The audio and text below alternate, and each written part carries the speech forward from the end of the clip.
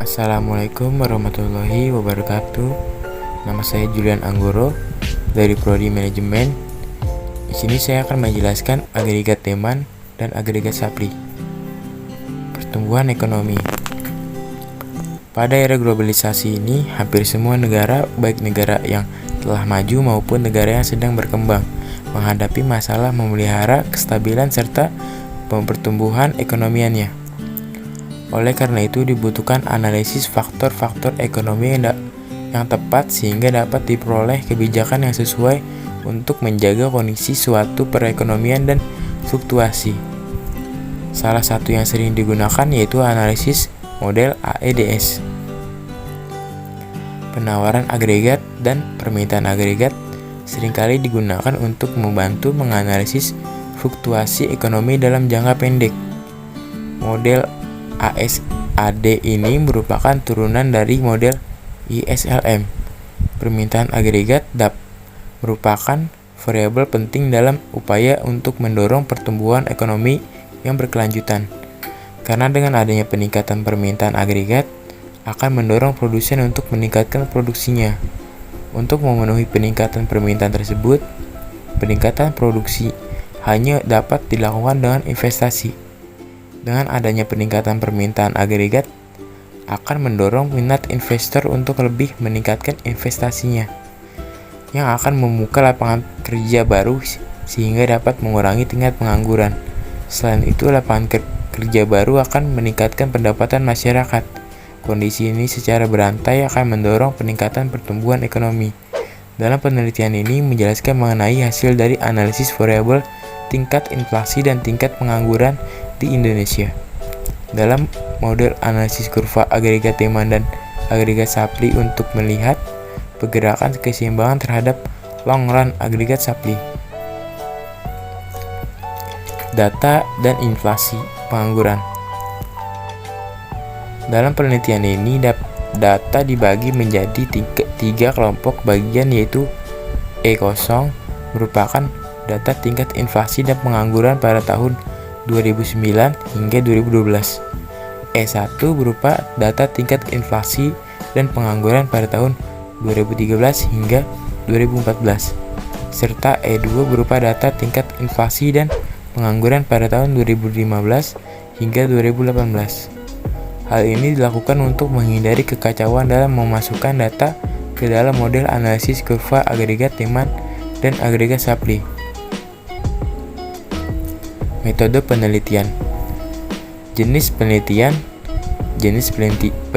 yang digunakan dalam penelitian ini adalah peneliti kuantitatif sederhana, yaitu salah satu jenis penelitian yang spesifikasinya adalah sistematis, terencana, dan terstruktur dengan jelas sejak awal hingga pembuatan desain penelitinya. 2. Pendekatan penelitian. Penelitian ini menggunakan tipe penelitian deskriptif. Metode deskriptif yang digunakan dalam penelitian ini adalah studi kasus. Menurut Nazir, tujuan dari studi kasus adalah untuk memberikan gambaran secara mendetail tentang latar belakang, sifat-sifat, serta karakter-karakter yang khas dari kasus ataupun status dari individu, yang kemudian dari sifat-sifat di atas akan dijadikan suatu hal yang bersifat umum. 3. Waktu dan tempat penelitian. Penelitian ini dilakukan pada tahun 2019 dalam kurun waktu data tahun 2009 sampai dengan 2018. Penelitian ini dilakukan di Indonesia. 4. Jenis data. Jenis data yang digunakan dalam penelitian ini adalah data kuantitatif sederhana, yaitu jenis data yang dapat diukur atau dihitung secara langsung, yang berupa informasi atau penjelasan yang dinyatakan dengan bilangan atau berbentuk angka. Dalam penelitian ini, data kuantitatif yang diperlukan adalah data inflasi dan data pengangguran. 5. Sumber data. Dalam penelitian ini, penulis menggunakan sumber data yang sumber data, yaitu sumber data sekunder, yaitu data yang bersumber dari pihak ketiga dari Bank Indonesia dan Badan Pusat Statistik. Hasil data dan pembahasan. Dalam penelitian ini, data dibagi menjadi 3 kelompok, yaitu bagian E0 berupa data tingkat inflasi dan pengangguran pada tahun 2009 hingga 2012. E1 berupa data tingkat inflasi dan pengangguran pada tahun 2013 hingga 2014, serta E2 berupa tingkat data inflasi dan pengangguran pada tahun 2015 hingga 2018. Hal ini dilakukan untuk menghindari kekacauan dalam memasukkan data ke dalam model analisis kurva agregat tema dan agregat supply. Kemudian dilakukan penyederhanaan data untuk memperoleh suatu nilai data inflasi dan pengangguran pada setiap kelompok data, dengan merata-ratakan nilai untuk setiap kelompok data, dan dilakukan penyederhanaan nilai rata-rata untuk mendapatkan nilai yang lebih sederhana. Diasumsikan bahwa kurva long run agregat supply LRAS membentuk garis lurus vertikal dengan nilai dari kurva LRAS adalah 6%. Nilai ini diperoleh dari nilai-nilai keseluruhan tingkat pengangguran dari tahun 2009 hingga 2018. Berdasarkan grafik menunjukkan keseimbangan pertama, tingkat inflasi sebesar 4% dan pengangguran terjadi sebesar 7%. Dengan perpotongan kurva adiasi, fase ini disebut fase kontraktif dari tahun 2009 hingga 2012, di mana terjadi penurunan tingkat inflasi setelah masa krisis tahun 2008. Fase kedua dari tahun 2013 dan 2014 menjadi fase ekspansif, di mana terjadi peningkatan tingkat inflasi menjadi 8% dan pengangguran mengalami penurunan menjadi 6%, sehingga menggeserkan kurva AS1 dan AS2. Terjadi keseimbangan baru di titik E2 dengan mempertemukan kurva adiasi 2. Kenaikan inflasi ini terjadi karena kenaikan BBM. Adapun faktor-faktor yang menyebabkan kurva AS bergeser ke kiri yaitu expanded inflation dan bridge shock.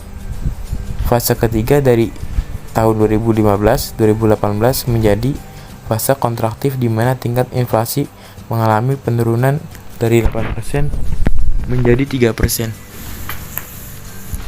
dan tingkat pengangguran tetap sebesar 6%, sehingga menggeserkan kurva AS2 ke AS1 dan kurva AD1 ke AD2 secara bersamaan. Keseimbangan baru terjadi pada titik E3, di mana terjadi perpotongan kurva AD2 dan AS1. Kurva AD menurun ke bawah yang disebabkan oleh beberapa faktor tingkat harga, pengeluaran rumah tangga, suku bunga, investasi, dan faktor impor. Kebijakan yang dilakukan oleh Bank Indonesia selaku bank sentral ekspansif berupa kebijakan moneter kontraktif yang operasi pasar terbuka, kebijakan diskonto, kebijakan cadangan kas, kebijakan kredit ketat, dan kebijakan dorongan moral. Kebijakan yang dilakukan oleh pemerintah Indonesia terjadi fase kontraktif, yaitu berupa kebijakan moneter ekspansif, suatu kebijakan dalam rangka menambah jumlah uang beredar dalam menurunkan tingkat suku bunga sehingga banyak masyarakat melakukan investasi dan konsumsi. Kebijakan ini dilakukan pada saat terjadi inflasi. Kebijakan ini disebut dengan kebijakan moneter longgar, easy monetary policy. Kesimpulan dari penjelasan tersebut adalah perkembangan penawaran agregat dan permintaan agregat dibagi menjadi 3 fase. Fase pertama yaitu tahun 2019-2012, di mana keseimbangan pertama terjadi pada tingkat inflasi sebesar 4% dan pengangguran terjadi sebesar 7%, dengan perpotongan kurva adiasi. Fase ini disebut fase kontraktif, di mana terjadi penurunan tingkat inflasi setelah masa 2018. Fase kedua dari tahun 2013 hingga 2014 terjadi fase ekspansif, di mana terjadi peningkatan tingkat inflasi menjadi 8% dan pengangguran mengalami penurunan menjadi 6%, sehingga menggeserkan kurva AS1 ke AS2 dan terjadi keseimbangan baru dengan mempertemukan kurva AD1 dan AS2. Kenaikan inflasi ini terjadi karena kenaikan harga BBM. Adapun faktor-faktor yang menyebabkan kurva AS bergeser ke kiri yaitu expanded inflation dan free shock. Fase ketiga dari tahun 2015 hingga 2018 terjadi fase kontraktif, di mana tingkat inflasi mengalami penurunan dari 8% menjadi 3% dan tingkat pengangguran tetap sebesar 6%, sehingga menggeserkan kurva AS2 ke AS1 dan kurva AD1 ke AD2 secara bersamaan, di mana terjadi perpotongan kurva AD2 dan AS1. Kurva AD menurun ke bawah yang disebabkan oleh beberapa faktor, yaitu tingkat harga, pengeluaran rumah tangga, suku bunga, dan investasi ekspor-impor. Oke, semoga penjelasan tadi dapat dimengerti ya. Mohon maaf jika ada salah kata. Terima kasih. Wassalamualaikum. Sampai jumpa.